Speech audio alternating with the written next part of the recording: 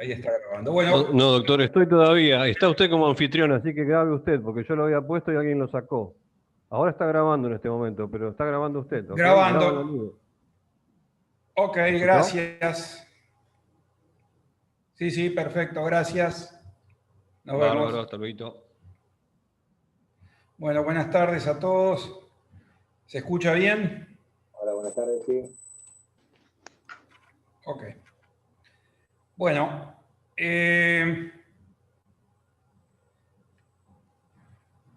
vamos a hacer lo siguiente. Yo les voy a pedir que por favor silencien todos los micrófonos y que cuando quieran preguntar interrumpan. No hay ningún inconveniente, ¿eh? Vamos a tratar de hacerlo lo más ordenadamente posible. No hace falta que la cámara tampoco. Bueno, arrancamos entonces. Como no puedo verlos a todos,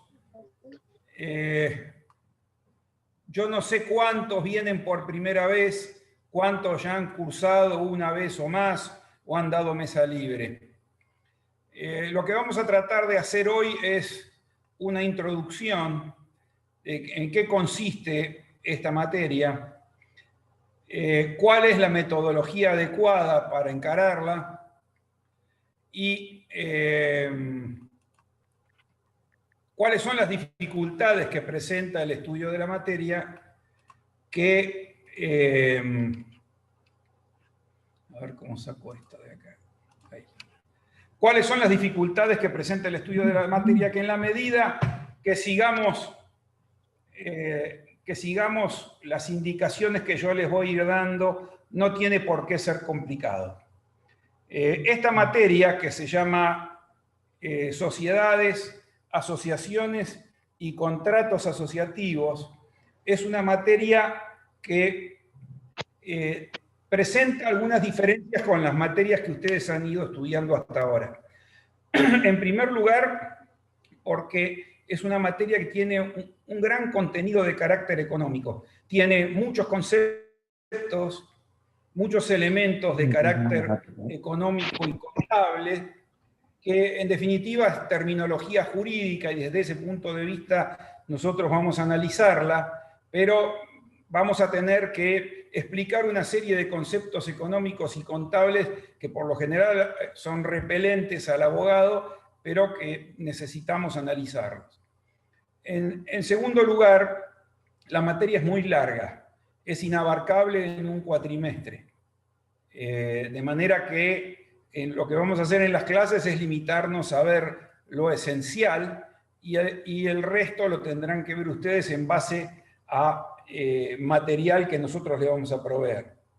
Después, otra dificultad que tiene la materia es que no hay un único cuerpo normativo que la regule, sino que la normativa que vamos a analizar está muy dispersa. Y además, sobre algunos temas hay poca o no hay directamente bibliografía. Con lo cual, todos esos escollos los vamos a tener que solucionar con la clase y con el material que nosotros les vamos a ir proveyendo. Lo fundamental con respecto a cómo encarar la materia.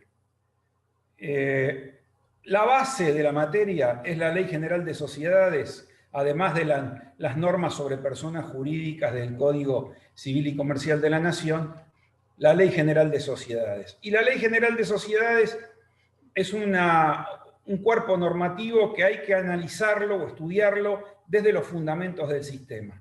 No hay peor manera de estudiar la ley de sociedades que siguiendo el articulado de la ley.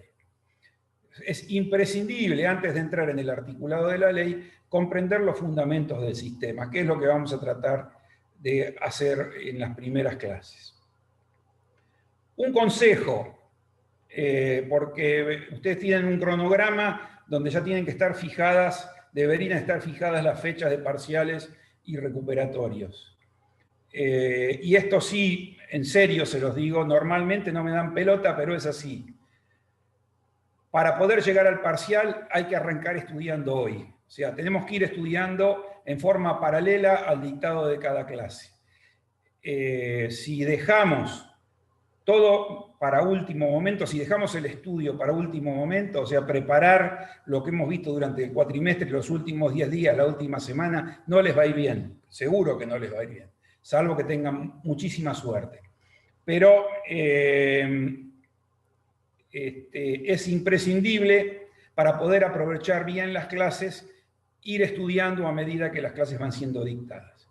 Bueno, yo para todas las clases, dado que tenemos que utilizar este mecanismo a distancia para hacerlo más llevadero, voy a utilizar siempre un PowerPoint y además de este PowerPoint, les voy a proveer el material en extenso que yo preparé durante la cuarentena para cada uno de los temas. Y vamos a ir utilizando este PowerPoint para ir desarrollando la clase. Bueno, el que tenga alguna duda, sin ningún problema, interrumpe. Bueno, nuestra disciplina, que nosotros llamamos Derecho Societario, la particularidad que tiene es que es una disciplina que estudia todas las figuras de carácter asociativo que regula nuestro ordenamiento jurídico.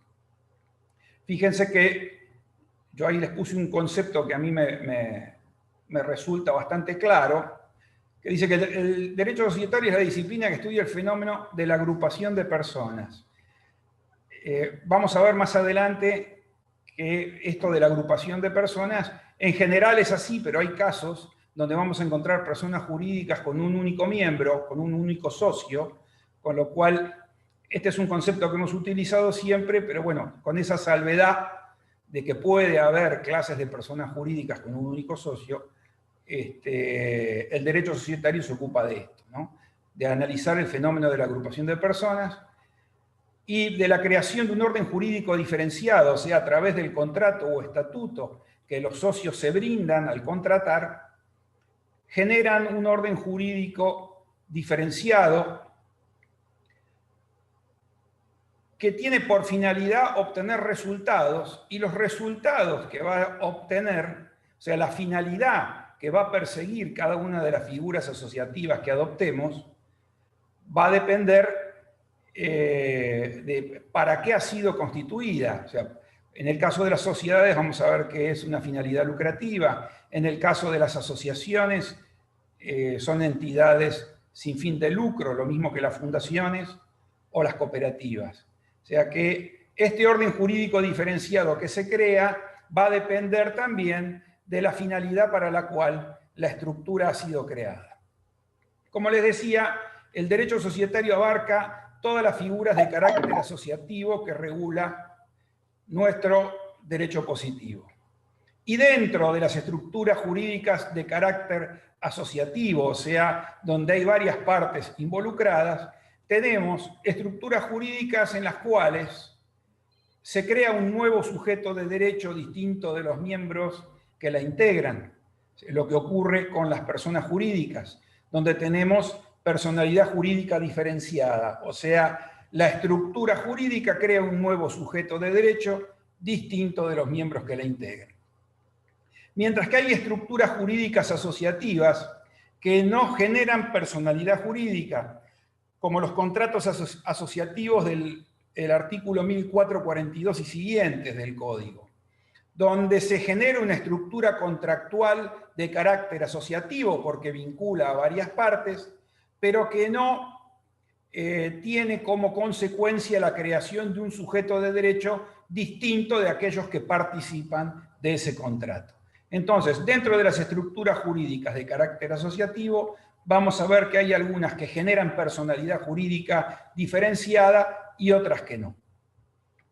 También dentro del derecho societario incluimos nosotros dentro de nuestro programa a las fundaciones.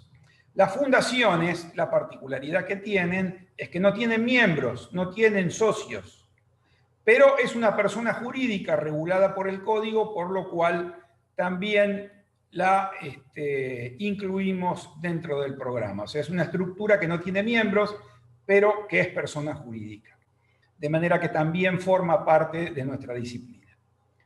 Y, como les decía, las diferencias de estructura de cada figura que adoptemos y cómo va a estar organizada responden a las distintas finalidades, según se persiga fin de lucro, según se persiga prestar un servicio a los miembros o según tenga una finalidad de carácter altruista.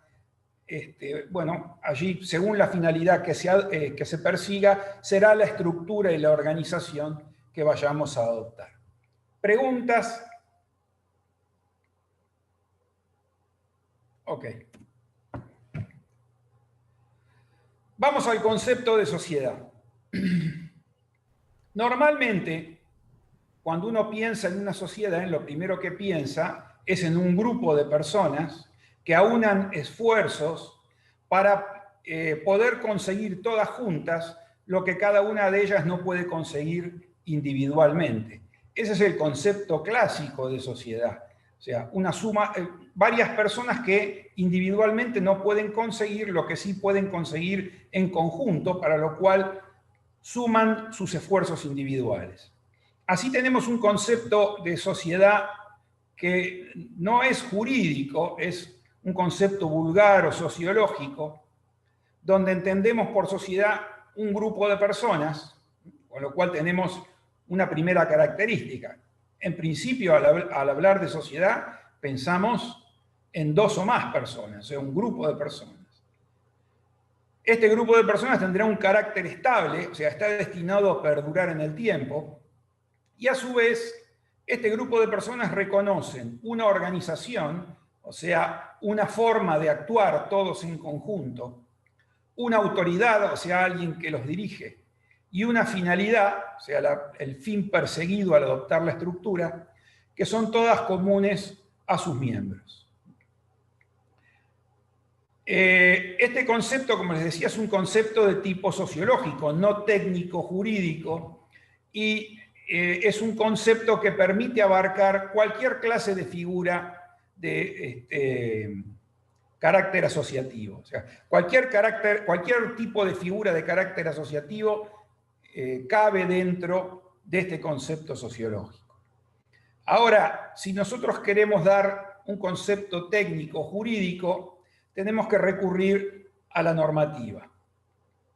Como les decía, la base de nuestra disciplina es la Ley 19.550, que es del año 1972, ya tiene unos cuantos años, y que nació como ley de sociedades comerciales, porque la ley regulaba aquellas sociedades de carácter mercantil incorporada a la ley al Código de Comercio, donde la finalidad de las sociedades era la producción e intercambio de bienes y servicios, o sea, el desarrollo de actividad empresaria. Para la ley 19.550, la sociedad persigue siempre actividad empresaria, y donde el carácter de comercial de la sociedad no estaba dado por la actividad. O sea, la sociedad no era comercial por realizar actos de comercio, sino que la sociedad era comercial por el tipo, o sea, por la forma.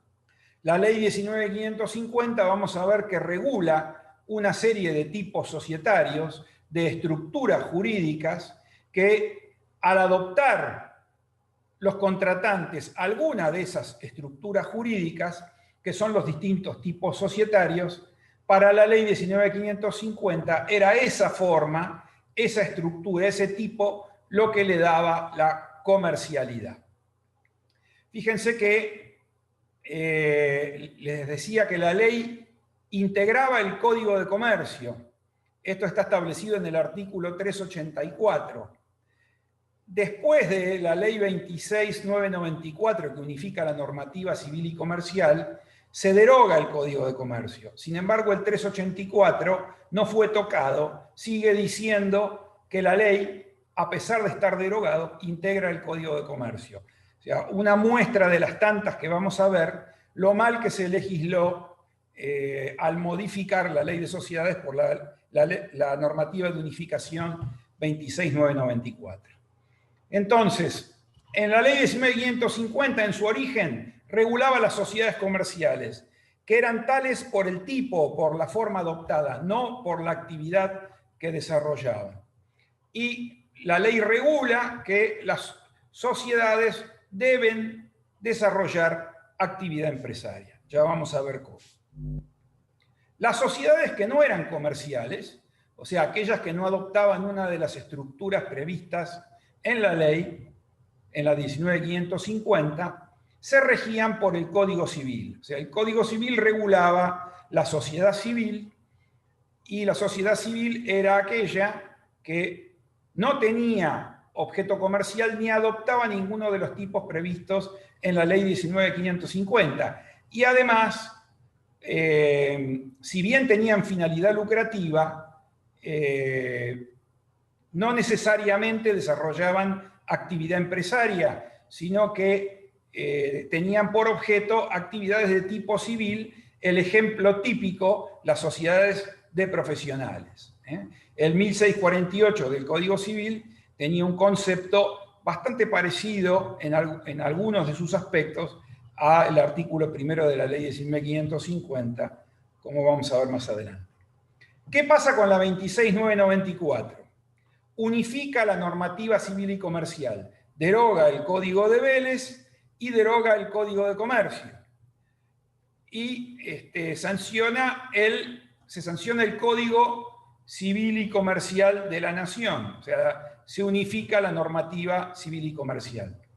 Y la ley 19.550 es modificada por la ley 26.994 y pasa a llamarse Ley General de Sociedades, porque ya no regula solo lo que antes eran las sociedades comerciales, que dejan de ser tales, sino que hoy simplemente la ley regula todas las sociedades, sin distinguir entre civil y comercial. Por eso se modifica su denominación a Ley General de Sociedades. Paro para preguntas.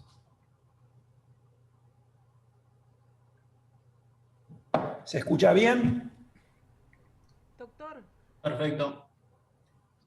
Sí. Sí, escucho. ¿Las fundaciones y las cooperativas son sociedades? No, son figuras distintas. A ver, la sociedad es una estructura determinada con naturaleza jurídica propia. La cooperativa es otro tipo de entidad que tiene naturaleza jurídica propia distinta de las sociedades. Es una entidad que tiene su propia naturaleza jurídica, a pesar de que hay parte de la doctrina que entiende que son sociedades. No lo son. Son entidades diferentes de las sociedades y con regulación diferente y que cumplen una finalidad diferente. Y la fundación tampoco es sociedad, es una figura con naturaleza jurídica propia, con una finalidad diferente, porque la fundación no tiene fin de lucro, pero además no tiene, como dije antes, no tiene miembros. No hay socios en la fundación, a pesar de que es una persona jurídica y por eso vamos a analizarla también dentro del programa. Muchas gracias. ¿Algo más? Muchas gracias, no, nada más. Ok, seguimos. Vamos al concepto entonces técnico-jurídico de lo que es hoy una sociedad en la ley 19.550, hoy Ley General de Sociedades, artículo primero. El artículo primero de la ley nos da la definición de sociedad y dice: habrá sociedad si una o más personas. Después vamos a desmenuzar el artículo. Lo leemos. Habrá sociedad si una o más personas, en forma organizada y conforme a uno de los tipos previstos en la ley, se obligan a realizar aportes para aplicarlos a la producción o intercambio de bienes o servicios, participando de los beneficios y soportando las pérdidas. Y al concepto agrega: la sociedad unipersonal solo se podrá constituir como sociedad anónima, y la sociedad unipersonal no puede constituirse a su vez por una sociedad unipersonal. Bueno, este es un concepto de sociedad que está tomado del texto original de la ley 19.550 y al cual se le ha injertado algunas palabras y algunas oraciones de una forma bastante desprolija. Vamos a ver por qué. El primer aspecto que extraemos del concepto del artículo primero es que puede haber sociedad con una o más personas. O sea que esto que dijimos al comienzo, de que la sociedad nace pensada como una agrupación de personas o una agrupación de capitales destinadas a obtener una finalidad común que los socios individualmente no hubiesen podido obtener, es un fundamento que ha sido dejado de lado por la normativa y ahora vamos a ver que esto tiene una larga historia. ¿Por qué? Porque antes de la ley 26.994, para que hubiera sociedad, se requerían 2 o más personas. No podía haber sociedades de un solo socio. ¿Por qué? Porque el concepto de sociedad que se entendía en aquel momento era el que adelantamos. O sea, la sociedad estaba destinada a unir capitales, a unir esfuerzos. Sin embargo, nosotros dijimos que la ley regula una serie de tipos societarios, una serie de estructuras o de formas jurídicas diferentes entre sí, cada una con sus características. Y vamos a ver que en alguno de esos tipos, los socios, o sea, los miembros de la sociedad, pueden a su vez limitar su responsabilidad a aquellos aportes que hayan realizado a esa sociedad, para no comprometer en una actividad determinada la totalidad de su patrimonio. ¿Qué quiero decir con esto? Ustedes saben que el patrimonio de una persona es la prenda común de los acreedores. Cada uno de nosotros, personas humanas e incluso también las personas jurídicas, respondemos con nuestro patrimonio, con todo nuestro patrimonio, frente a nuestros acreedores. ¿Esto qué inconveniente trae a la hora de el desarrollo de actividades económicas? Que si yo quiero emprender un determinado negocio y lo hago a título individual, sin adoptar una estructura jurídica determinada, sino que yo como persona humana instalo un negocio a mi nombre y si con ese negocio me va mal, las deudas que genero por ese negocio arrastran todo mi patrimonio. Entonces, se planteó la necesidad de generar estructuras jurídicas que permitieran que una persona pudiera afectar parte de su patrimonio a un emprendimiento determinado sin necesidad de poner en juego la totalidad de sus bienes, sino solamente aquellos bienes que hubiera afectado o que hubiera aportado a ese negocio en particular. Y esto se podía lograr a través de la constitución de una sociedad en la cual, de acuerdo al tipo adoptado, los socios tuvieran responsabilidad limitada al aporte comprometido. Por ejemplo, yo podía constituir una sociedad, puedo constituir una sociedad anónima a la cual me comprometo a aportar una determinada suma de dinero y voy a explotar una determinada actividad empresaria con esa sociedad anónima, y si la sociedad quiebra, yo como socio, como accionista de esa sociedad anónima, no comprometo mi patrimonio personal, sino que si la sociedad quiebra, la sociedad responde frente a sus acreedores exclusivamente con su patrimonio, sin afectar el patrimonio particular de los socios, que lo que van a perder es exclusivamente aquello que aportaron a esa sociedad.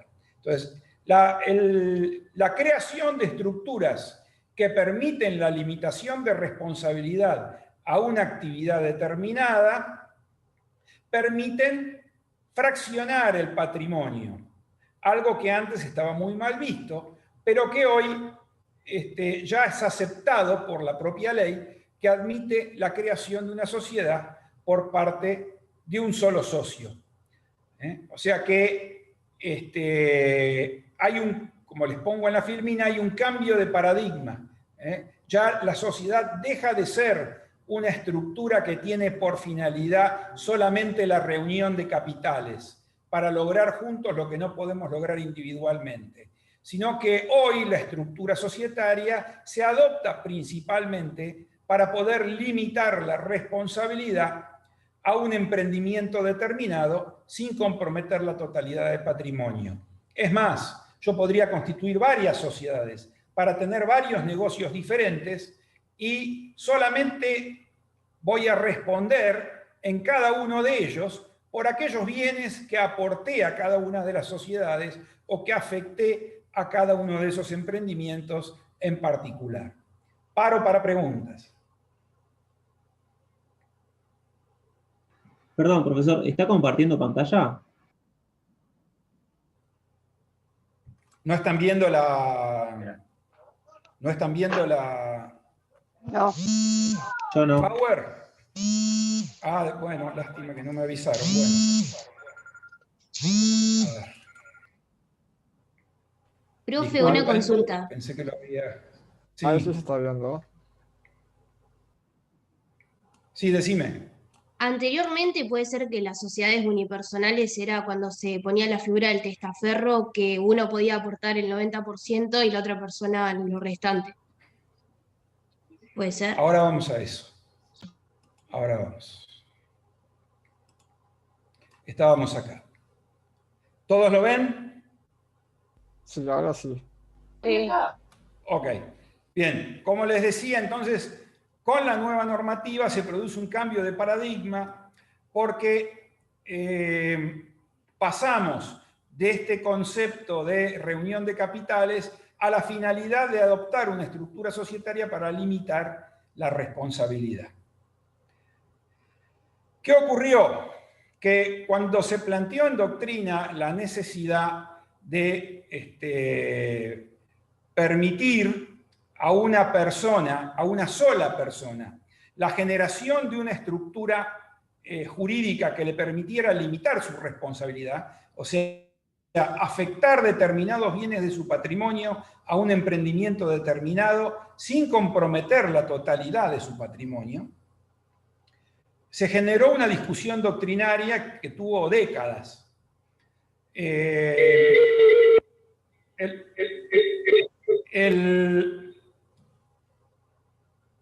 A ver, no sé por qué retumba. Entonces, lo que planteaban recién, antes de la 26994, como la ley exigía 2 o más personas para la constitución de una sociedad, en la práctica, ¿qué era lo que se hacía para poder limitar la responsabilidad? Adoptar una estructura societaria y buscando un socio que tuviera una mínima participación en el capital social, simplemente para cumplir con el requisito de pluralidad de partes. Por ejemplo, yo quería poner un negocio y quería hacerlo limitando mi responsabilidad, podía constituir una sociedad de un tipo en el cual los socios tuviésemos responsabilidad limitada al aporte al cual nos obligábamos, pero como necesitaba otro socio más, el verdadero dueño del negocio era yo. Yo tenía el 99% de capital y buscaba otro que era un socio completamente innecesario, salvo para cumplir con el requisito de pluralidad de partes, al cual hacía figurar con un 1%, de manera de garantizarme yo el manejo de la estructura, pero cumplía con este requisito de pluralidad de partes. En realidad, como decían recién, ese socio, con el 1% de capital, era simplemente un testaferro al cual hacíamos participar del contrato de sociedad al solo efecto de tener 2 o más partes. La jurisprudencia cuestionó este tipo de sociedades que se las llamó sociedades de cómodo, que en realidad eran sociedades ficticias. ¿Por qué? Porque eran creadas simplemente para que el accionista mayoritario, el socio mayoritario, pudiera desarrollar una actividad a través de una estructura societaria limitando la responsabilidad. ¿Y el fundamento cuál era? Que en realidad no se aceptaba antes de la ley 26.994 que la sociedad fuera una estructura destinada a la limitación de responsabilidad o a que la persona pudiera fraccionar su patrimonio, sino que la verdadera finalidad para la cual se constituía la sociedad era la reunión de capitales o aunar esfuerzos para lograr en común lo que no podíamos hacer individualmente. Entonces la jurisprudencia, sosteniendo que ese socio con un 1% en realidad no era necesario, sino que era simplemente una ficción para poder cumplir con la pluralidad de partes, cuestionó este tipo de sociedades llamadas sociedades de cómodo. Van a ver que vamos a subir al campus varios casos de jurisprudencia sobre este tema. Pero les decía que esta situación de poder crear estructuras societarias en las cuales una sola persona, sin necesidad de recurrir a un testaferro, pudiera limitar su responsabilidad, generó una discusión en doctrina acerca de qué figura adoptar. Algunos sostenían que era conveniente regular la sociedad de un solo socio, mientras que otros sostenían que hablar de una sociedad con un socio único era una contradicción en sí misma, y planteaban la alternativa de regular la empresa individual de responsabilidad limitada o el empresario individual con responsabilidad limitada, en el cual, una figura en la cual un empresario único podía afectar parte de su patrimonio a un emprendimiento determinado, hacerlo con publicidad registral para que los terceros tuvieran conocimiento de la creación de esta empresa individual y limitar la responsabilidad a ese negocio sin necesidad de comprometer el resto de su patrimonio. Mientras que los que sostenían que era conveniente regular la sociedad de un socio, planteaban que la sociedad en realidad es un contrato abierto, o sea, un contrato que genera una organización que es idónea para funcionar, ya sea con varias partes, ya sea con una parte, que puede nacer pluripersonal y luego devenir unipersonal o a la inversa, nacer con un solo socio y luego ampliar el número de socios, pero la organización como tal sigue funcionando sin problema, tanto si hay un único socio como varios. O sea, la estructura de la sociedad es apta para funcionar con uno o con varios socios. Esta es la postura que termina prevaleciendo. O sea, si bien hubo muchos proyectos de reforma, tanto del Código Civil, del Código Civil, digo bien, como de la Ley de Sociedades, hubo muchísimas reformas que plantearon la sociedad con un solo socio. Esto recién alcanza grado legislativo de derecho positivo con la Ley 26.994, que admite la sociedad anónima unipersonal. O sea que, si bien la ley arranca diciendo que habrá sociedad cuando una o más personas se obliguen a realizar aportes, este no es un concepto general, sino que la unipersonalidad es una excepción. La regla es que tienen que ser dos o más. Solamente en la sociedad anónima la sociedad puede ser unipersonal. Únicamente el tipo de la sociedad anónima puede tener un solo socio. Si bien esto es lo que dice la ley, vamos a ver a medida que vayamos avanzando en las distintas figuras, que la ley deja abierta la posibilidad para que otros tipos u otras situaciones que se pueden presentar en la práctica nos permitan concluir que la ley admite otras alternativas de unipersonalidad. Si bien la ley establece que solo la anónima puede ser unipersonal, vamos a ver, a medida que vayamos avanzando en la ley, que existe la posibilidad de que haya otras alternativas para la unipersonalidad distintas de la sociedad anónima. Escucho preguntas.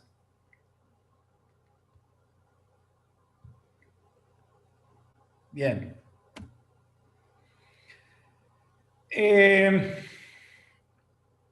Bueno, el segundo elemento del que habla el artículo primero de la ley es la forma organizada.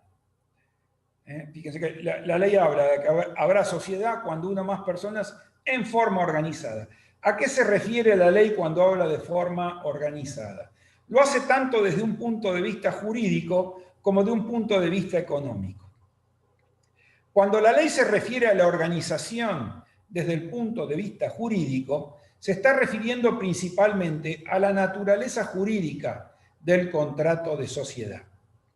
El contrato de sociedad tiene una naturaleza jurídica que es plurilateral y de organización.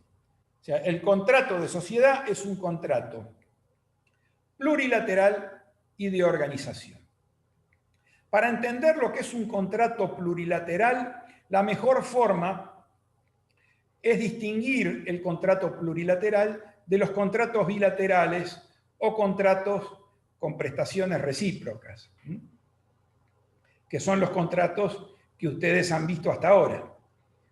En el contrato plurilateral, además de haber una finalidad común y de existir una estructura abierta que permite que ingresen más socios e incluso en determinadas circunstancias egresen socios, lo fundamental para distinguir el contrato bilateral del contrato plurilateral es analizar las consecuencias del incumplimiento del contrato y analizar también su régimen de ineficacia.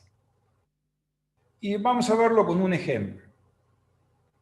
En el contrato típico bilateral, que es el contrato de compra-venta, ustedes tienen dos partes. Puede haber muchas personas, muchos sujetos involucrados, pero todos esos sujetos deben revestir algún rol de las únicas dos partes que puede haber en una compra-venta, que son las de comprador y vendedor.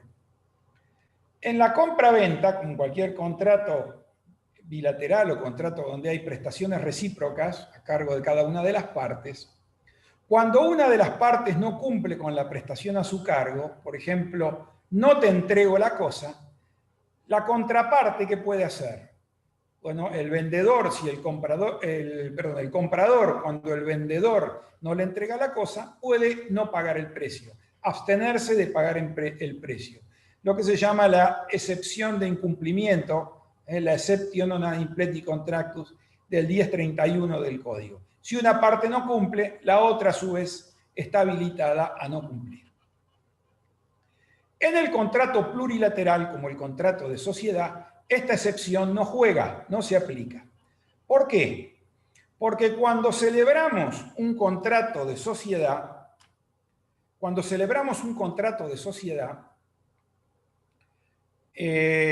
la principal prestación a cargo de las partes, o sea, a cargo de los socios, es la realización de aportes. Y esa obligación de realizar los aportes no la contraen los socios entre sí. Los aportes, un socio no se obliga respecto de otro socio a realizarlos, sino que el compromiso de aportar lo asume cada socio respecto de la sociedad. El principal efecto de la celebración del contrato de sociedad es crear un nuevo sujeto de derecho distinto de los miembros que le integran. Ustedes recuerdan que al principio vimos que las figuras asociativas podrían ser personas jurídicas, o sea, figuras en las cuales se crea un nuevo sujeto de derecho, o contratos asociativos sin personalidad jurídica diferenciada, donde no se crea un nuevo sujeto de derecho. En la sociedad, el principal efecto de la celebración del contrato es la creación de un nuevo sujeto de derecho, sociedad, distinto de los miembros que le integran. Y la obligación de aportar, entonces, la asume cada socio respecto de la sociedad. Por eso es que si un socio no cumple con los aportes a su cargo, el otro socio no puede escudarse en ese incumplimiento para él, a su vez, no aportar. ¿Por qué? Porque las prestaciones no son entre los socios, sino que el compromiso es de cada socio respecto de la sociedad, a tal punto que la única legitimada para exigir el cumplimiento de los aportes es la sociedad y no los socios. Entonces, primer aspecto, la excepción de incumplimiento en el contrato plurilateral, a diferencia del contrato bilateral, no se aplica. Lo mismo ocurre con los efectos de la ineficacia. En el contrato de compra-venta, donde, como dijimos, tenemos dos partes, cuando una de las partes es incapaz, el contrato es nulo. Todo el contrato es nulo, porque nos falta una de las dos partes necesarias para que el contrato sea válido.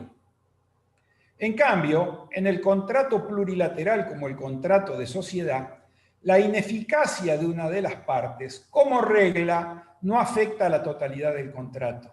Si ustedes tienen una sociedad en la cual se celebra un contrato de sociedad entre 4 socios y uno de ellos es incapaz, la regla general es que la afectación del vínculo de ese socio incapaz, en principio, no afecta a la totalidad del contrato, salvo algunos casos de excepción que vamos a ver más adelante. Entonces, las principales diferencias entre el contrato plurilateral y el contrato bilateral las encontramos en que no se aplica la excepción de incumplimiento y que la ineficacia del vínculo de una de las partes no afecta la totalidad del contrato, como sí ocurre en un contrato bilateral. Paro para preguntas.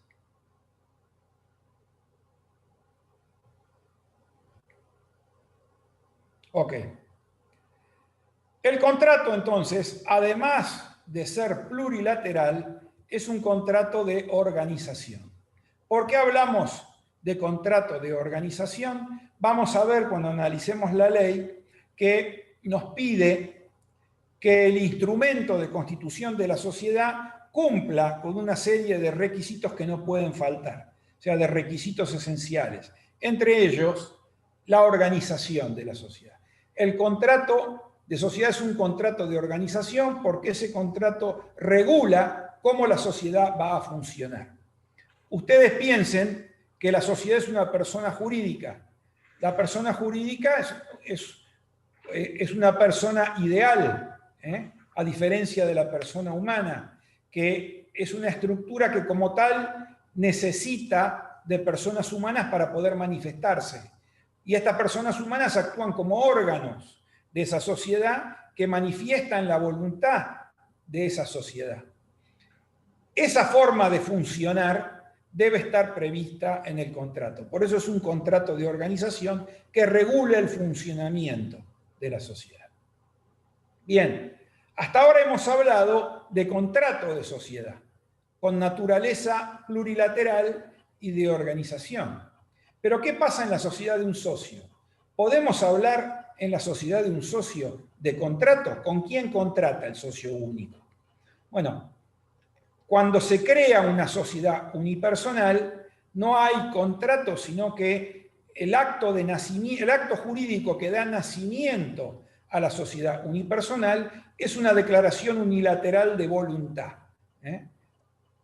La declaración unilateral de voluntad está legislada en el artículo 1800 del Código. Fíjense que el 1800 dice que esta declaración unilateral de voluntad causa una obligación jurídicamente exigible en aquellos casos previstos por la ley por los usos y costumbres, aplicando subsidiariamente las normas relativas a los contratos. Entonces, estamos en el acto de creación de una sociedad unipersonal que no es contrato, es una declaración unilateral de voluntad que genera una obligación jurídicamente exigible al socio único de realizar aportes a favor de esa sociedad, que es un sujeto de derecho distinto del único miembro que la integra, creado como consecuencia de esa declaración.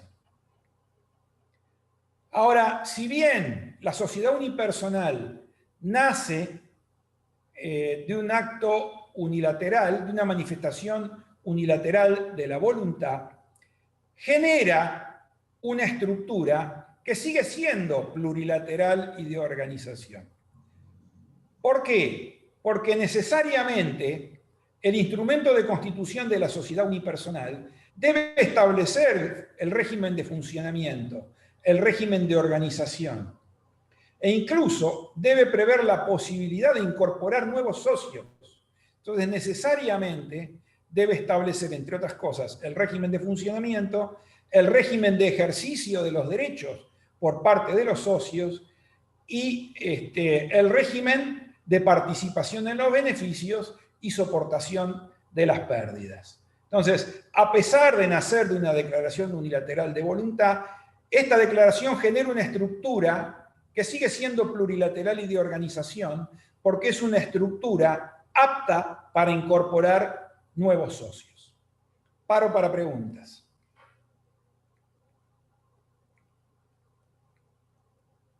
¿Se escucha bien?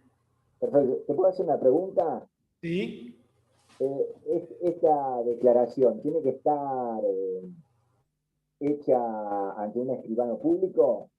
Sí, porque es sociedad anónima. Ah, y la sociedad anónima se constituye por sí o sí. escritura pública. Perfecto, gracias.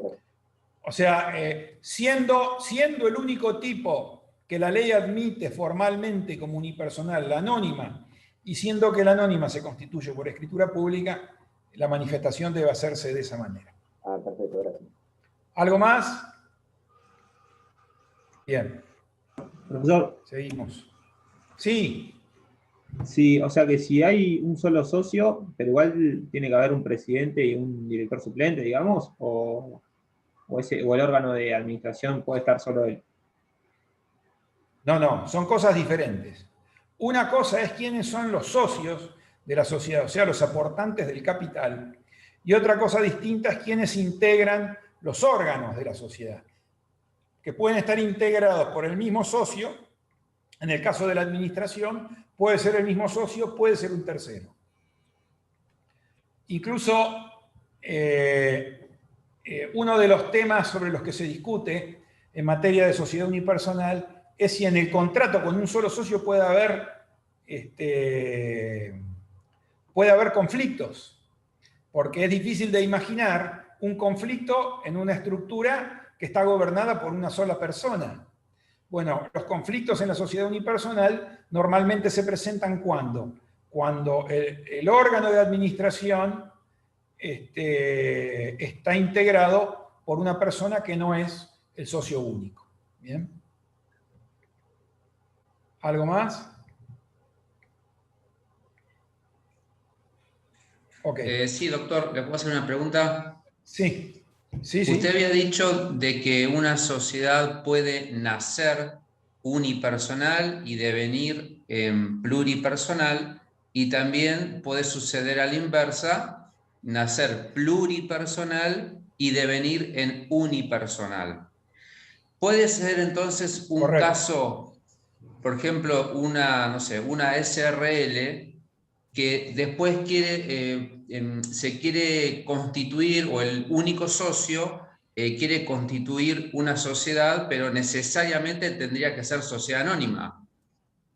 Entonces, ¿tiene que cambiar el tipo ahí, la SRL, a pasar a anónima? Porque solamente para que sea de un solo socio tiene que ser anónima. El ejemplo que vos me estás dando sería al revés. Vos me estás hablando de una sociedad que nace pluripersonal.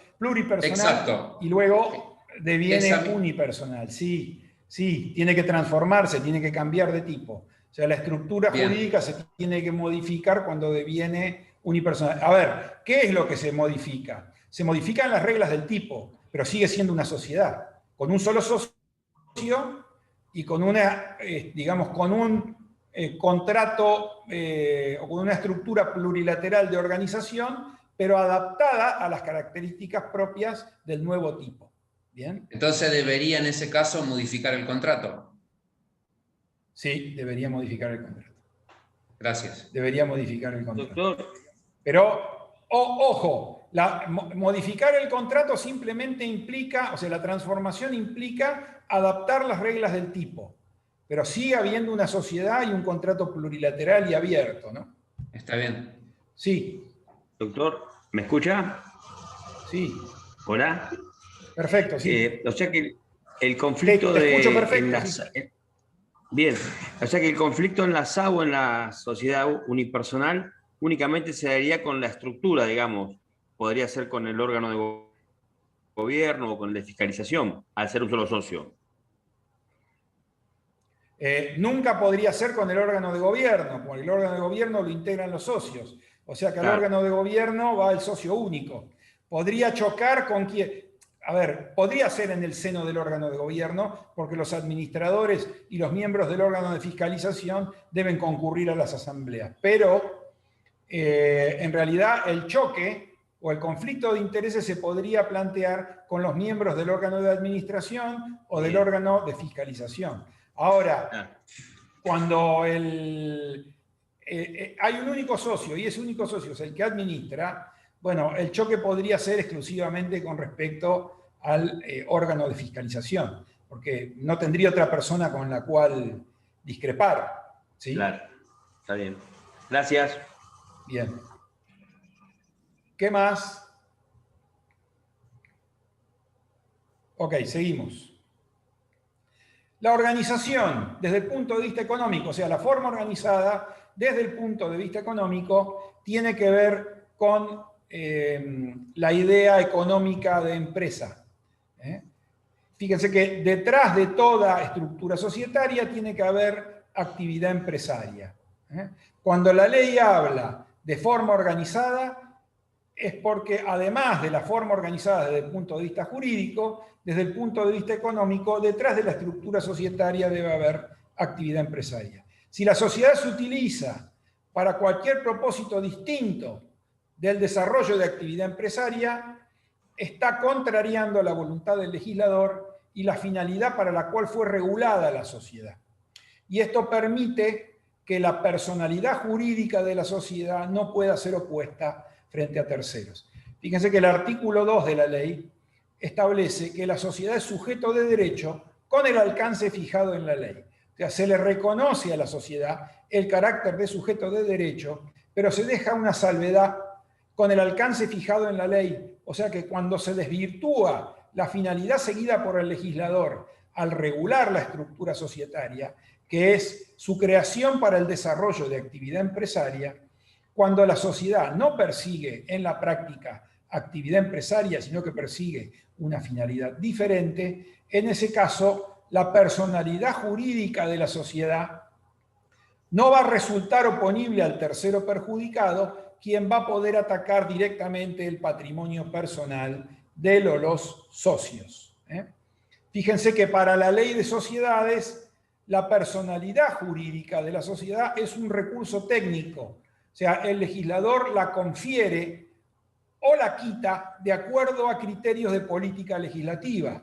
Y aquí el legislador permite la constitución de una sociedad para el desarrollo de actividad empresaria. Si no hay actividad empresaria, desviamos la finalidad para la cual la estructura fue legislada y por lo tanto hay un uso desviado de este recurso técnico que autoriza la inoponibilidad de la persona jurídica para que aquella estructura mal utilizada no pueda ser opuesta al tercero perjudicado, de manera de poder atribuirle a los socios la actuación desviada de esa sociedad y además hacerlos responsables por los daños y perjuicios. Yo voy a, en este fallo, que lo voy a subir al campus, léanlo y si quieren la semana que viene lo comentamos, Ferrari Vasco con Arlington, es un caso en el cual teníamos una sociedad válida, pero que no desarrollaba actividad empresaria. Había sido constituida al solo efecto de poner un bien registrable o varios bienes registrables a nombre de la sociedad para sustraerlos del patrimonio de un grupo de accionistas. En ese caso, se hizo aplicación del Instituto de la Inoponibilidad de la Persona Jurídica porque la sociedad no desarrollaba actividad empresaria, o sea, había sido utilizada para una finalidad diferente de aquella para la cual el legislador reguló la figura. Bien. La principal obligación de los socios es la realización de aportes. Los socios se obligan a realizar aportes. Fíjense que la ley no dice los socios realizan aportes, se obligan a realizar aportes. O sea que el mero consentimiento basta para el perfeccionamiento del contrato. Hoy ya no hay más distinción entre contratos consensuales y contratos reales. Bueno, pero en la sociedad siempre el solo consentimiento o el compromiso de aportar perfeccionaba el contrato sin necesidad de que el aporte fuera efectivizado. O sea, la principal prestación a cargo del socio frente a la sociedad es la realización de aportes, dinero o bienes, aportes en efectivo o en especie. Con esos aportes, lo que se forma es el patrimonio de la sociedad. Patrimonio que es un atributo de la personalidad jurídica de la sociedad y es un patrimonio distinto de los patrimonios de los socios. Con ese patrimonio social, la sociedad va a poder dar cumplimiento a su objeto. Este concepto de que los socios se obligan en el contrato a realizar aportes nos permite ver dos conceptos que vamos a utilizar durante toda la materia, que son el de suscripción de aportes e integración. La suscripción del aporte es el compromiso que en el contrato asumo de aportar, de realizar determinado aporte dinerario o en especie. Mientras que la integración, el acto de integración del aporte, es el efectivo cumplimiento de la prestación a la cual el socio se ha comprometido. Entonces, suscripción es la obligación de aportar que se asume frente a la sociedad. Integración es el efectivo cumplimiento de esa prestación a la cual me comprometí en el contrato de sociedad. No sé por qué aparecen ahí dos rayas rojas, que yo no sé si las hice yo, pero bueno, voy a ver si después las puedo sacar.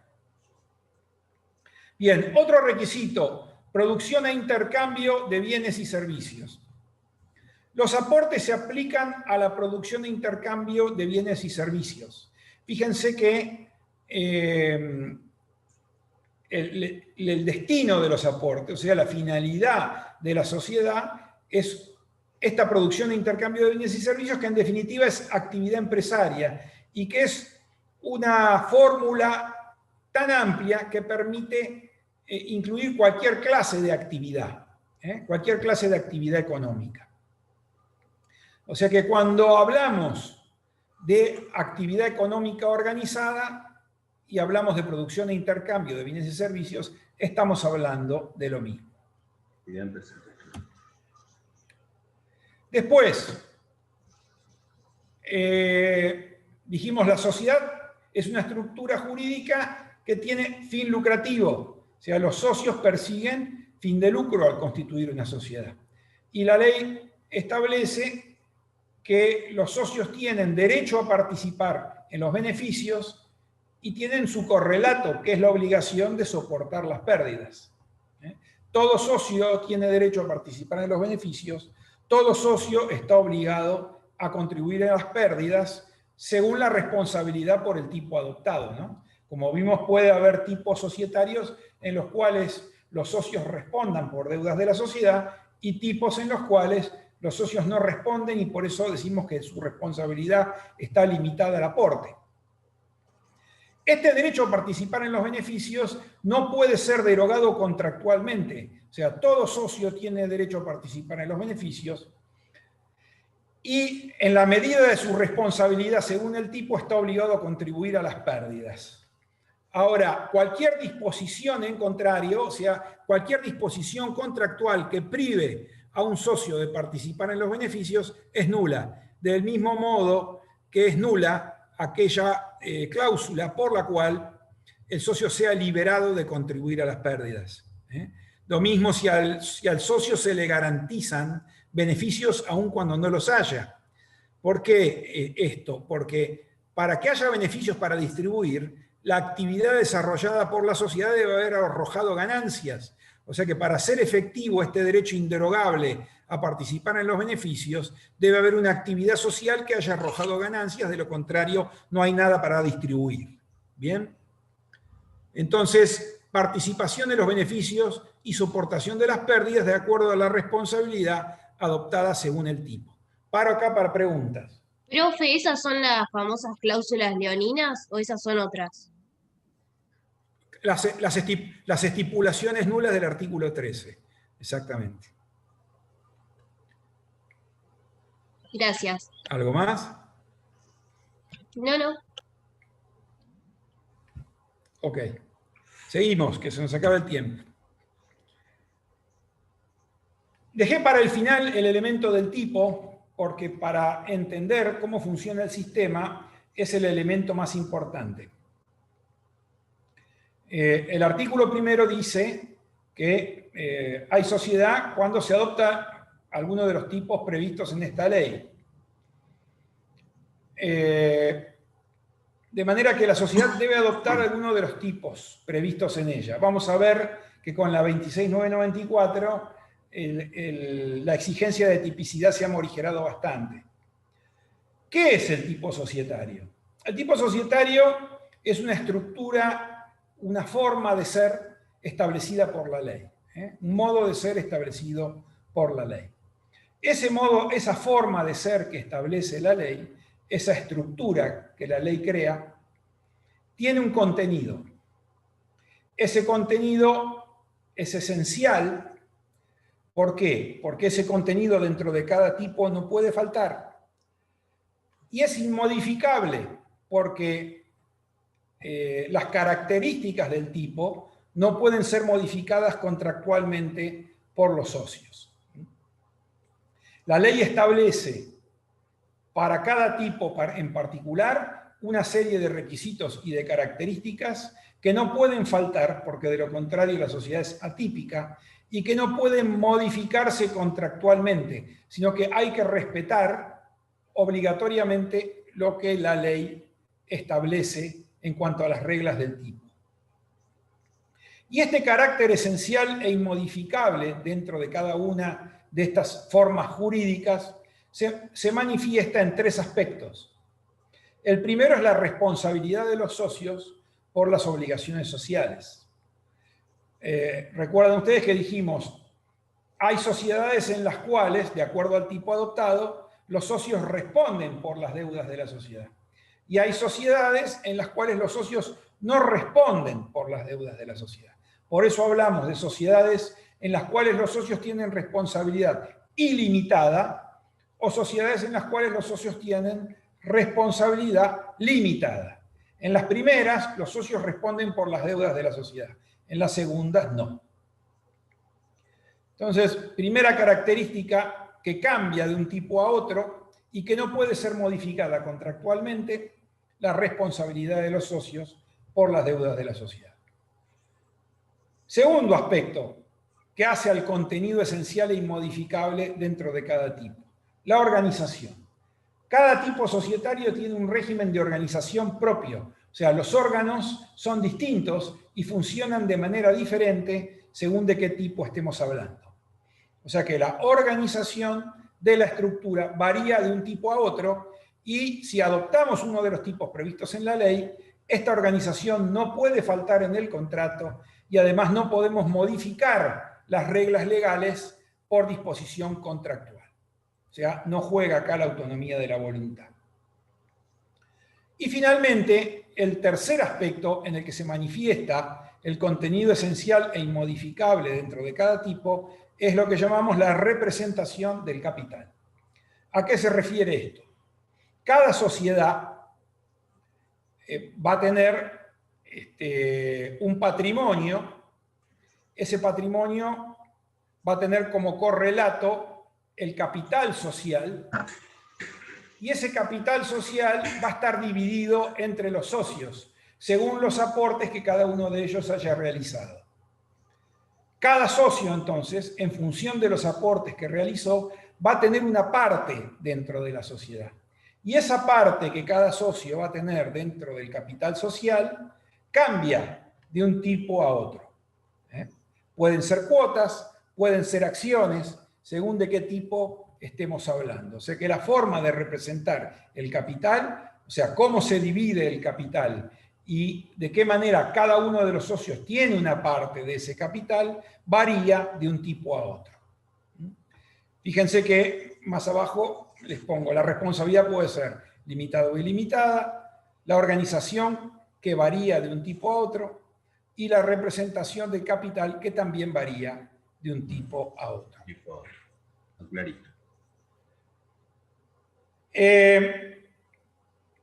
Estos tres aspectos, responsabilidad, organización y representación del capital, podemos analizarlos en este cuadro en el cual dividimos en tres columnas. En realidad yo habitualmente suelo dividirlas en cuatro, pero esta vez vamos a limitarnos a tres columnas, porque la cuarta columna es algo que no me toca hablar a mí del tema, pero alguna mención voy a hacer. Entonces, vamos a dividir por ahora en tres columnas, y en estas tres columnas vamos a incluir los que llamamos los tipos puros. Los tres tipos puros, que son tres tipos que regula la ley y que tienen características propias, son la sociedad colectiva, la sociedad de responsabilidad limitada y la sociedad anónima. Estos tres tipos puros decimos que son tales porque cada uno de ellos tiene características propias que los otros no tienen. No son estos tres los únicos tipos que regula la ley, regula varios tipos más, pero el resto de los tipos son combinaciones de estos tres. Por eso es que el análisis del aspecto, los requisitos esenciales e inmodificables dentro de cada tipo, lo hacemos sobre estos tres tipos puros. Vamos primero al primer aspecto del contenido esencial e inmodificable dentro de cada tipo, que dijimos es la responsabilidad de los socios. En la sociedad colectiva, la responsabilidad de los socios es ilimitada, porque los socios responden con todo su patrimonio. Es solidaria, porque cada uno de los socios responde frente al acreedor social por la totalidad de la deuda, pero es subsidiaria, porque el socio tiene beneficio de excusión.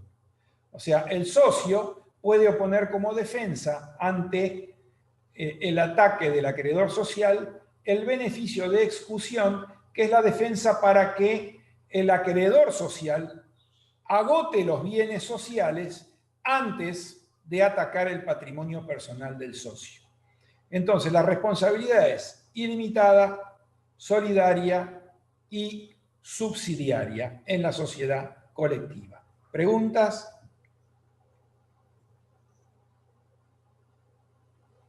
Bien. En el tipo siguiente, que es el siguiente tipo puro, es la SRL o Sociedad de Responsabilidad Limitada. En la sociedad de responsabilidad limitada, cada socio limita su responsabilidad al aporte suscripto. O sea, me comprometí a aportar 25 pesos. Si la sociedad quiebra, lo máximo que pierdo son los 25 pesos que me comprometí a aportar. Ahora, si bien en la SRL cada socio limita su responsabilidad hasta el monto del aporte suscripto, la ley regula a favor de los terceros, acreedores sociales, una garantía por la efectiva integración de todo el capital. Vamos a explicarlo con un ejemplo.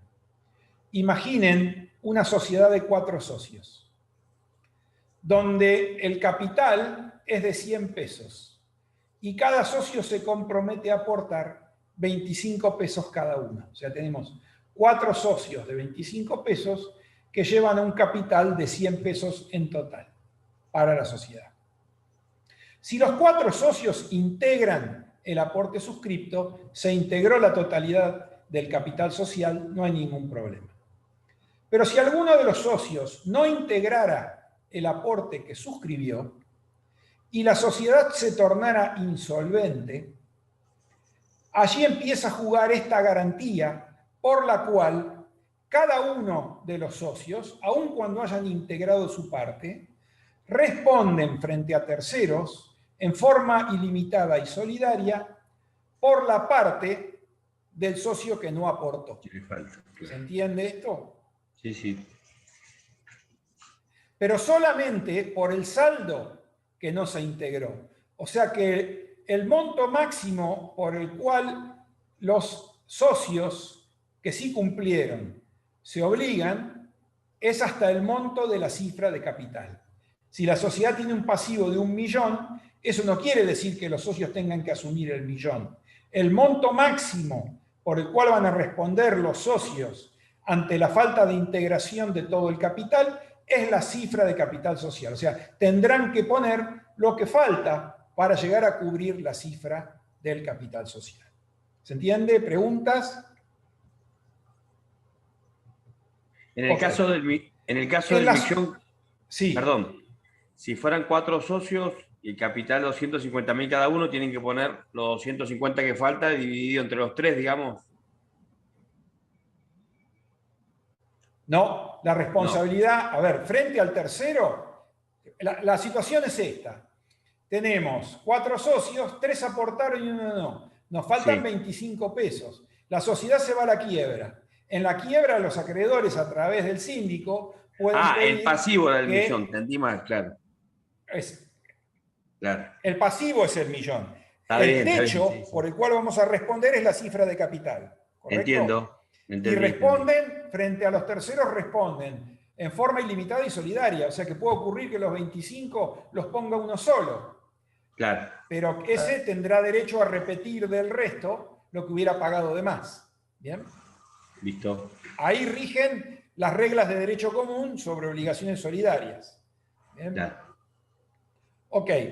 En la sociedad anónima, que es el tercer tipo puro, la responsabilidad de los socios es limitada al aporte.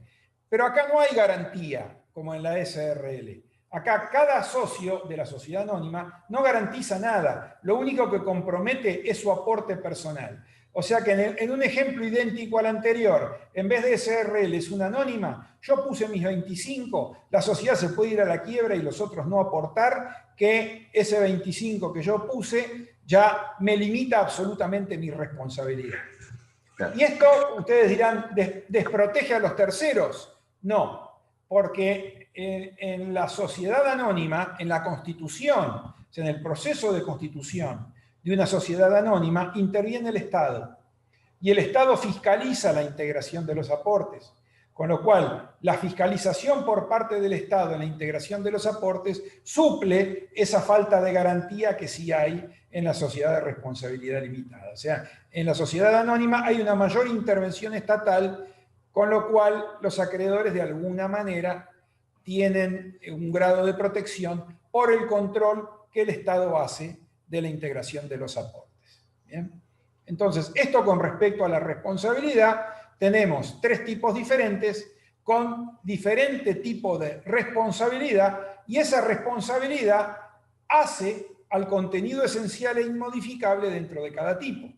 Si nosotros modificamos el régimen de responsabilidad, estamos modificando las reglas del tipo, la sociedad pasa a ser una sociedad atípica, no va a producir los efectos propios del tipo que quisimos adoptar.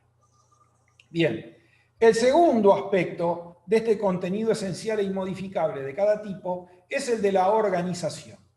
En materia de organización, o sea, cómo funciona la sociedad como estructura jurídica, hay varias funciones en materia de organización. La primera función es la de administración. Los administradores son aquellos que dirigen la sociedad, aquellos que realizan los negocios cotidianos, o como dice la doctrina, los administradores manifiestan la voluntad de la sociedad en el ámbito interno. En cambio, la representación es la manifestación de voluntad de la sociedad hacia afuera, o sea, en el ámbito externo. O sea, la manifestación de la voluntad frente a terceros. El representante es aquel que puede obligar a la sociedad frente a terceros. El representante siempre es uno de los administradores, pero no siempre todo administrador tiene facultades de representación. Podríamos tener varios administradores, pero según lo que pactemos, que solo alguno o algunos tengan facultades de representación. ¿Bien? Entonces tenemos administración y tenemos representación. En la representación vinculamos a la sociedad con terceros. Luego tenemos la función de gobierno. La función de gobierno es aquella que desempeñan exclusivamente los socios. Los socios, cuando se reúnen, deliberan y votan sobre los temas más trascendentales de la vida de la sociedad. La función de gobierno, a través de la reunión de los socios para deliberar y votar y tomar decisiones, incluye dos cuestiones. La primera es lo que llamamos el juzgamiento de la gestión que realizan los administradores. O sea, el órgano de gobierno juzga la gestión desempeñada por los administradores. A tal punto que el órgano de gobierno nombra a los administradores, los remueve, los separa del cargo, les fija la remuneración, aprueba o desaprueba los estados contables que los administradores realizan, decide la promoción de acciones de responsabilidad o decide la liberación de responsabilidad de los administradores. O sea que una de las funciones de gobierno tiene que ver con todo lo atinente al juzgamiento de la gestión de los administradores. Mientras que hay otra función dentro del gobierno de las sociedades que tiene que ver con las modificaciones estructurales. O sea, el órgano de gobierno es aquel competente para decidir modificaciones del estatuto. O sea, cualquier cambio del contrato, cualquier modificación del contrato o cualquier modificación estructural de la sociedad solamente puede ser resuelta por el órgano de gobierno. Estas dos grandes funciones que integran la competencia del órgano de gobierno, o sea, el juzgamiento de la gestión de los administradores y las modificaciones de su estructura, son las que marcan la diferencia en las sociedades por acciones entre las asambleas ordinarias y extraordinarias. Ustedes habrán oído hablar de asambleas ordinarias y asambleas extraordinarias en las sociedades por acciones. ¿Ordinarias cuáles son? Las que se ocupan de juzgar la gestión de los administradores, mientras que las extraordinarias son aquellas que deciden sobre las modificaciones estructurales de la sociedad. ¿Bien? Entonces, la función de gobierno es la que desempeñan los socios a través de distintas formas, según de qué tipo estemos hablando. En el caso de la sociedad colectiva, se hace una reunión de socios, para la cual la ley no prevé ninguna clase de formalidad. Entonces, en el caso de la sociedad colectiva, los socios se reúnen, deliberan y votan, y para esta deliberación la ley no prevé ningún tipo de formalidad, simplemente lo que los socios hayan pactado en el contrato. En la SRL, aquí sí, la ley regula distintas formas de ejercer el gobierno, porque los socios pueden deliberar a través de una reunión de socios, o incluso la ley prevé mecanismos para que se manifieste el gobierno en la SRL, como por ejemplo la declaración de cada uno de los socios que se envía por medio fehaciente al gerente, para que el gerente de la sociedad luego labre el acta en función de lo que cada uno de los socios le hubiera comunicado. Mientras que en el caso de la sociedad anónima, acá sí tenemos un órgano de gobierno de carácter formal, que es la asamblea. La asamblea sí está sujeta a una serie de requisitos de forma esenciales que deben respetarse bajo pena de nulidad. Bien, omití hablar de administración y representación en los distintos tipos. En materia de administración, en la sociedad colectiva la regla es que administra cualquier socio o un tercero, salvo pacto en contrario, o sea, salvo que el contrato dispusiera otra cosa. O sea que si el contrato no establece nada respecto de quienes administran, cualquier socio tiene facultades de administración. Del mismo modo, en la colectiva, si el contrato no estableciera que tal o cual socio administrador o tal o cual tercero administrador tienen atribuciones de representación, cualquier administrador representa. Entonces, la regla en la colectiva es que cualquier socio o el tercero o cualquiera de los terceros designados administran y representan. Para que sea de otra manera, el contrato debe establecer quiénes son los administradores y de los administradores quiénes son aquellos que representan. Ante el silencio, cualquiera puede hacerlo. En la gerencia, también, fíjense, en la SRL, acá se complica más el régimen estructural porque aparece la gerencia como órgano diferenciado de administración, gerencia que puede estar a cargo de socios o de terceros, y la regla en materia de representación es que cualquier gerente representa, salvo que el contrato hubiera limitado las facultades de representación para un gerente determinado. Por eso hablamos de cualquier gerente salvo pacto en contrato. Mientras que en la sociedad anónima tenemos un órgano diferenciado de administración como rasgo tipificante, que es el directorio. El directorio es el órgano de administración, mientras que el presidente del directorio es el único que por ley está facultado para representar. A diferencia de lo que ocurre en los tipos anteriores, aquí hay uno solo que por ley puede representar, que es el presidente del directorio. Entonces, todos estos son rasgos tipificantes porque hacen a la esencia del tipo adoptado. Nos queda, y con esto terminamos, el órgano de fiscalización. ¿Quiénes fiscalizan? La función de fiscalización. ¿En qué consiste la función de fiscalización? En velar porque los administradores desarrollen su gestión dentro del marco de la ley y del contrato social. A diferencia de lo que ocurre con el órgano de gobierno, que el órgano de gobierno juzga la labor de los administradores ex post facto, o sea, una vez que los administradores cumplieron con su gestión, en la función de fiscalización, ese control que se realiza sobre la actividad de los administradores se realiza mientras los administradores están desempeñando el cargo. O sea, simultáneamente con el desempeño del cargo, la fiscalización se encarga de controlar la gestión de los administradores, o sea, controlar que se cumpla con la ley y con el contrato. En los distintos tipos, ¿quiénes pueden fiscalizar? Bueno, en la colectiva, los socios que no administren. En la SRL, lo mismo, aquellos socios que no integren la gerencia, salvo las SRL de mayor capital. Vamos a ver después, cuando estudiemos SRL, que aquellas SRL que tienen más de 50 millones de pesos de capital requieren de un órgano diferenciado de fiscalización, que puede ser un síndico o un consejo de vigilancia.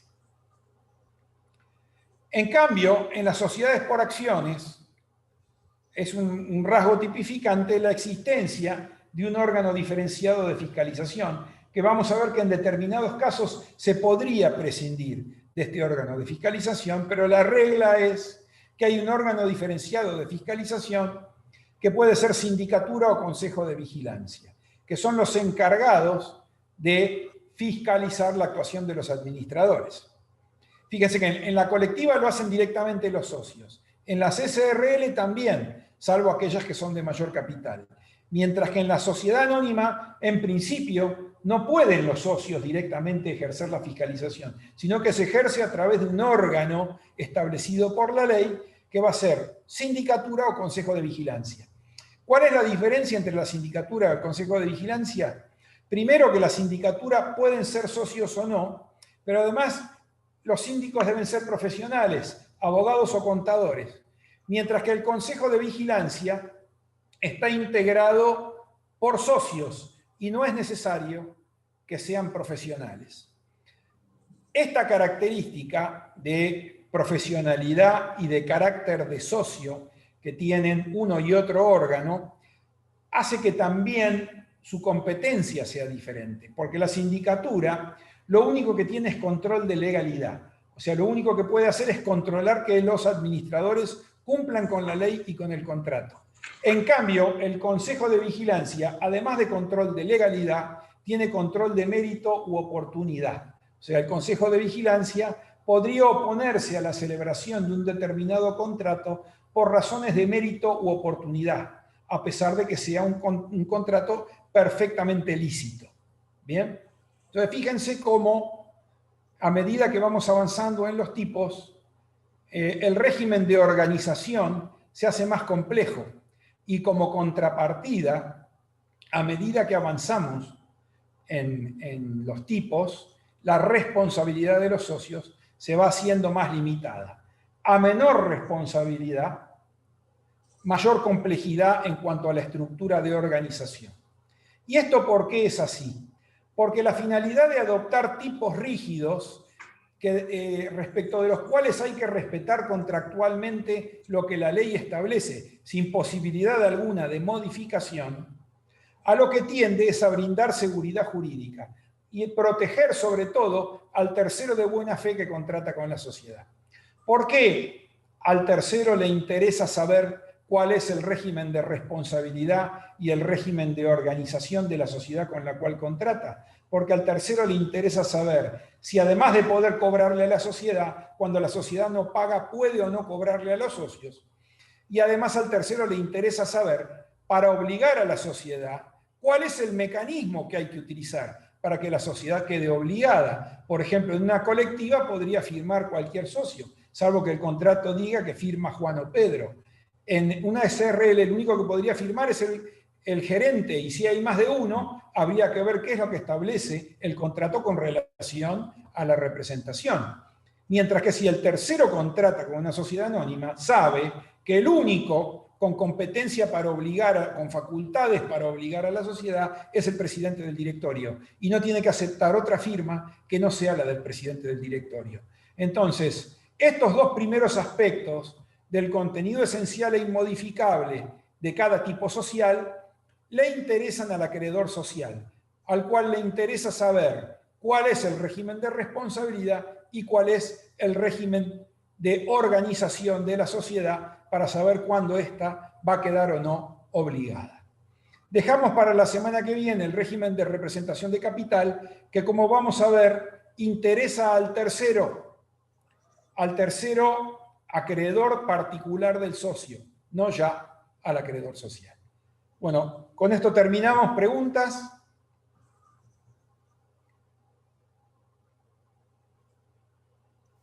Ok. Bueno, yo voy a subir... Doctor, una pequeña pregunta. Sí. La responsabilidad de los socios en cada uno de los tipos, sí, siempre tiene que ver con el capital o el aporte suscripto, no el integrado, no el efectivamente integrado. A ver si entendí. La responsabilidad, cuando es limitada hasta el aporte suscripto. ¿Por qué hasta el aporte suscripto? Porque una vez que integré ya no tengo más responsabilidad. Claro, no sé. Es al aporte que el socio se obligó Suscribió a entregarle a la sociedad. Pero la pregunta mía es la siguiente. ¿Puede pasar de que un socio haya integrado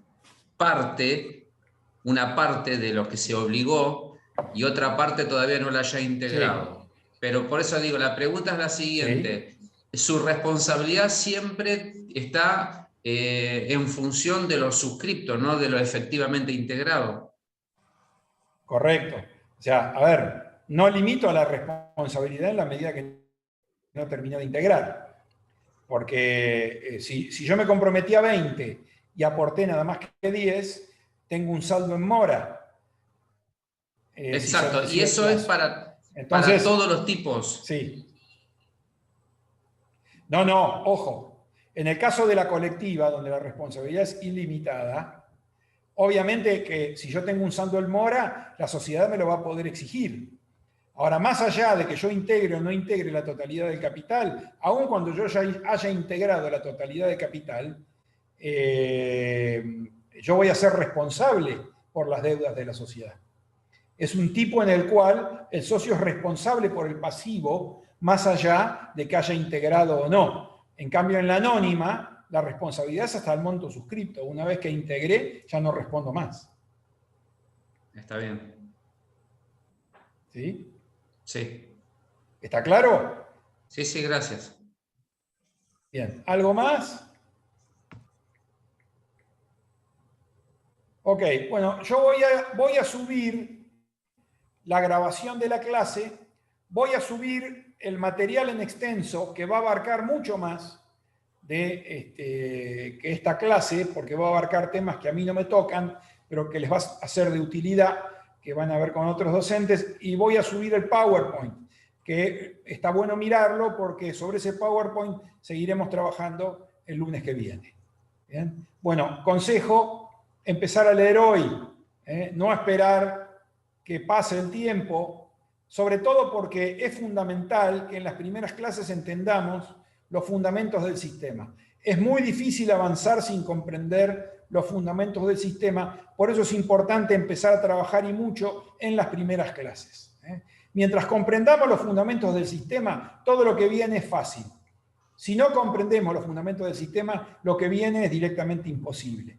Así que hacer mucho hincapié en las primeras clases, vayan leyendo y a sacarse las dudas ahora. Bueno, nos vemos la semana que viene. Nos vemos. Nos vemos, gracias. Hasta luego.